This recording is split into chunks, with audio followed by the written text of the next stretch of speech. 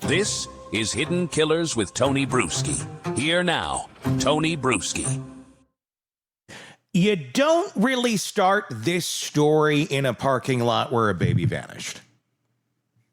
We're talking about Emmanuel Haro, the missing baby as of right now. And the two parents that seem a bit questionable, to put it nicely. So why don't we start with that narrative, the story that she told about that parking lot and the things that have spewed out of the mouth of him? Why don't we start there? Because human beings tend to act in patterns. They tend to have certain rhythms to their actions. And when something like this happens, you got to take a look at the past. Is this a crazy one-off? Is this something where nothing like this could possibly happen to a family involving the welfare of a child? Oh my God. There's nothing. Yeah, I mean, you got to feel bad. But then you start looking at the interview, that short little interview. You start hearing from witnesses, and you start looking at facts. And you find a lot of interesting things. And that's precisely what we just did right here. And we're going to dig into this because you're going to discover a pattern of behavior with at least one of these folks that kind of defies logic as to why this person was even around children to begin with. Going to start years earlier in a small California hospital where another baby was carried in with injuries no infant should ever have to endure.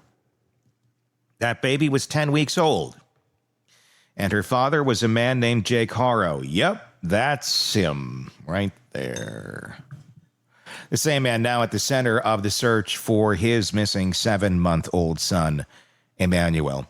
Doctors who saw that first child back in 2018, well, they still remember the chart.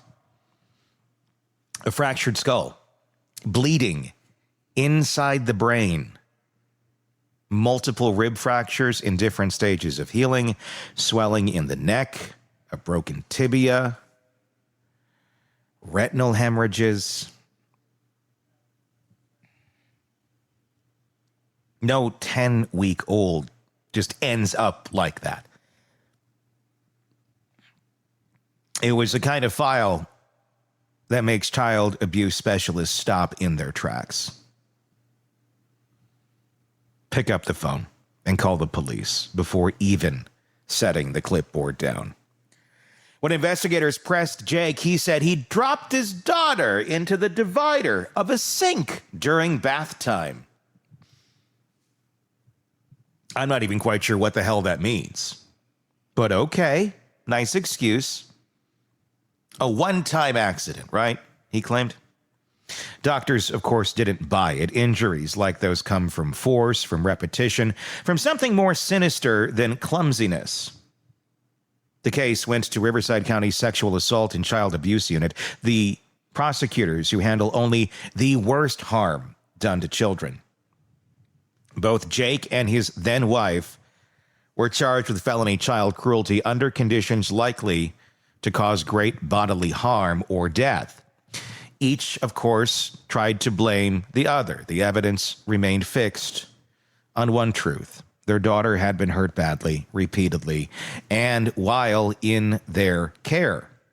The case dragged on for years until June of 2023, when Jake finally admitted guilt. He pled guilty to felony willful cruelty to a child. The sentence sounded strict, 6 years in state prison. Yeah. Should be longer, shouldn't it? If you almost kill your child and leave them with injuries that will haunt them for the rest of their life. But the judge, and this is why judges need accountability, the judge suspended it. Instead, Jake walked away with 4 years of felony probation, 180 days in county custody on work release, and a warning that prison would come if he violated the terms. His ex-wife pled guilty to a lesser misdemeanor. So by mid-2023, Jake got his act together and everything was good, right? These people don't change. They're idiots. So by mid-2023, Jake Haro was convicted and was a convicted child abuser, officially on probation, technically a free man. Well, he didn't stay out of trouble long. In 2024, Riverside County deputies arrested him again, this time on weapons charges. As a felon, he wasn't allowed to have guns or ammunition, but prosecutors said he did. A Palmetto State Armory handgun and a stash of bullets. He was charged with 2 felonies, felony in possession of a firearm and felon in possession of ammunition. He posted a $10,000 bond and walked out once more because, we don't have consequences here. We have rules, and we say, you broke the rules. You almost killed your kid. There's bleeding in their brain. You got weapons now, too. Bad boy. Go be with the children. Q. Brooks and Dunn. Only in America. Because we should be so proud of our system, right? Now, that's the man whose 7-month-old son disappeared in August of 25. A man with a conviction for injuring a baby, a probation sentence hanging over him, and a new gun case on the docket. And he's allowed to be around kids because we care about kids in our country, right? We do.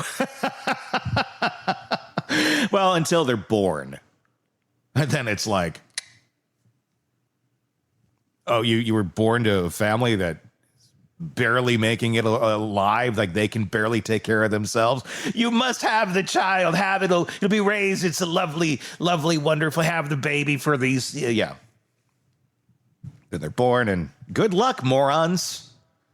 Good luck not having this child repeat the patterns of yourselves. Then there's Emmanuel's mother, Rebecca. She doesn't have a criminal record of her own that we're aware of, but her family history carries its own darkness. Her brother, James, murdered his girlfriend in Palm Springs in 2017. He staged the scene to look like a suicide, placing her body in a bathtub, hoping detectives would believe she'd taken her own life. Well, they didn't. They saw the inconsistencies, arrested him, and in 2019, a jury convicted him of first-degree murder. So great family life that she's coming from. These are winners. These are folks that really got their stuff together. His sentence, 50 years to life in prison. Rebecca's mother still insists he's innocent because why would he not be? Running a Facebook group in his defense, that loyalty over truth mentality looms large now that Rebecca herself is under scrutiny. Against that backdrop came August 14th of 2025. Rebecca called 911 from the parking lot of a Big Five sporting goods store. She said she was changing Emmanuel's diaper when a stranger walked up, said "Hola," and struck her. She claimed she blacked out, and when she came to, Emmanuel was gone. Sheriff's deputies descended quickly. They swept in, and they swept the lot with K-9 units. They pulled surveillance footage from every angle. They canvassed the area for witnesses. They got nothing. No car seen speeding away. No stranger in the video. No one else who saw the supposed attack. And allegations coming in from folks in that store who say they saw her in there just before the attack. We can't confirm it, but the allegations go like this. She was in there. She already had a black eye, and there was no baby with her. That seems to contradict the story a little bit, doesn't it? With nothing concrete, no suspect, no vehicle, there was no Amber Alert. Detectives interviewed Rebecca, hoping for clarity. Instead, her story shifted. Timelines blurred, key details changed, and when they pressed harder, she cut the interview short and refused a polygraph. For investigators, that silence mattered. It was the exact moment the case begins to tilt. What was first treated as a possible abduction was now described bluntly. We cannot rule out foul play. This is really reminding me a lot of the Soto case. The Jen Soto mom, her monster boyfriend who's now spending the rest of his life behind bars, pled to avoid the death penalty. Stefan Stearns, remember him? Well, search warrants followed. Deputies seized the Haro's vehicle and a stack of electronics, phones, DVRs, gaming consoles. And the good thing is these folks don't seem to be very bright. So anything that's on any of these devices, I'm going to guess they didn't think twice about. And we'll probably find some very interesting information out very, very soon. Child Protective Services stepped in almost immediately and removed the couple's 2-year-old daughter from the home, placing her in protective custody while the investigation continued. Thank God. That's a drastic move. One agencies take only when they believe the risk to the child is imminent. At first, Jake and Rebecca appeared in front of cameras. They cried. Well, they pretended to. There was no tears. Begged, asked for Emmanuel back, but their public campaign fizzled a little quickly because, well, they suck on camera. They just do. Even if your child is truly missing and this is how you're presenting on camera, I'd be really concerned that you give a shit about your child. In reality, if you had nothing to do with this, just you're kind of weird. The way you express yourself is beyond questionable. I'll say that. I have no idea if they had done anything. They're not charged with anything right now. They are presumed innocent. But we can certainly speculate on the way they present.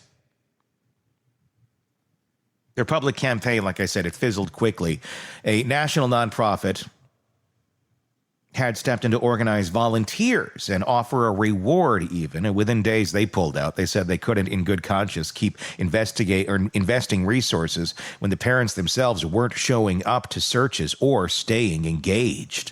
The foundation even issued a public plea for the Haros to rejoin the search effort, promising to stand with them. And guess what? They didn't. That's a scary thing. That's a very, very scary thing. If you have nothing to hide, your child is missing, and your move is to go radio silent, it's to not help investigators try and find your kid that's missing. You're not out there with a flashlight in the dark. You're not sitting there working phones. You're not doing everything you possibly can to get your kid back. Sorry, it's hard to believe you care about your kid. And it's hard to believe you had nothing to do with the disappearance of that child if these are your actions.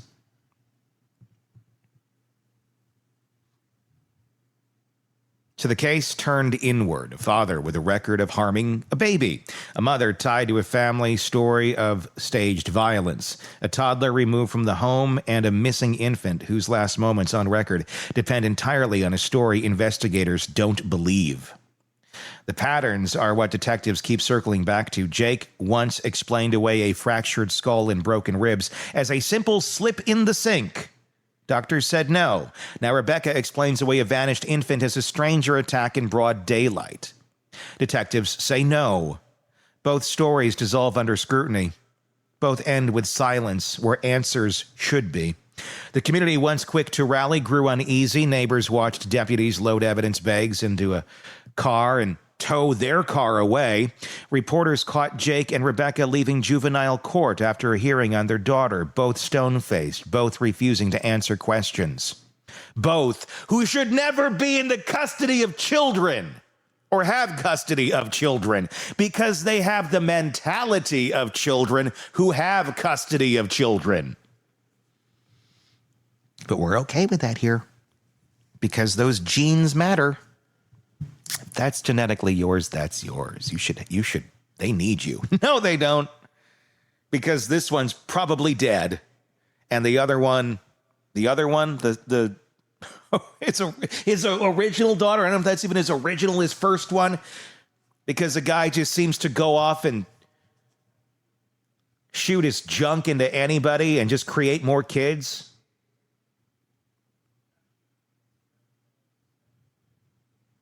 Online, the conversation shifted from sympathy to suspicion. People began asking out loud what investigators were already thinking. If Jake once hurt his child before, what reason is there to believe he didn't do it again? Even on accident. Even through all of this, Emmanuel remains missing. Just a baby in a black Nike onesie, 21 pounds, 2 feet tall, cross-eyed, last seen with his mother in a parking lot. His face on flyers, his name in press releases, his fate uncertain. And that's the most haunting part. Emmanuel never asked for any of this history. He never knew his father's probation terms or his uncle's prison sentence. He never heard the silence from parents retreating from questions. All he knew was the arms that carried him. Whether those arms betrayed him is the question still hanging in the air. Cases like this remind us that history doesn't vanish when a plea is entered or when a family insists on innocence. History has a way of surfacing when the present cracks. In Jake's 2018 conviction, his 2024 arrest, Rebecca's brother's 2017 murder, each one on its own is disturbing. Together, they form a pattern investigators cannot ignore. What breaks cases like this isn't always evidence in a lab. Sometimes it's the breaking of silence. Sometimes deciding the cost of holding it in is higher than the cost of telling the truth. That's what it will take here. Because silence has a price. And right now, the one paying it is a 7-month-old boy who deserved far more than to be remembered only as part of a pattern repeating itself. And let's hope to God that I'm wrong. That maybe this time around this actually happened and he's alive and he'll be found alive. And her story is true and everyone else is wrong and crazy. Those people didn't see her in there with no child and the black eye prior to when she supposedly got the black eye. And that somehow it's this one big mix-up, and he didn't do that to his daughter all those years ago. He's just being wrongly prosecuted, wrongly accused, and wrongly convicted. And it's always somebody else's fault. You watch the video of these two, and they are the textbook definition of it's not me, it's you. It couldn't be. It's somebody else's fault. I'm going to be the victim, but I do a really shitty job at playing one. They are both innocent until proven guilty. And let's hope they are innocent, because what they are portraying now certainly does not look like that of an innocent couple. If you are, I'd suggest talking more. I'd suggest looking for your missing child. Because if you don't, well, I have a feeling authorities may find you, and you may end up in a cage for the rest of your lives. Which may be the best thing for everyone on this earth, including your existing children. Time will tell. Let me know your thoughts in the comment section on YouTube. If you're not there already, search Hidden Killers with Tony Bruschi and press subscribe. And let me know your thoughts. Until next time, we'll keep covering this. I'm Tony Bruschi. We'll talk again real soon. Want more on this case and others? Then press subscribe now and don't miss a moment of true crime coverage from Tony Bruschi and the Hidden Killers podcast.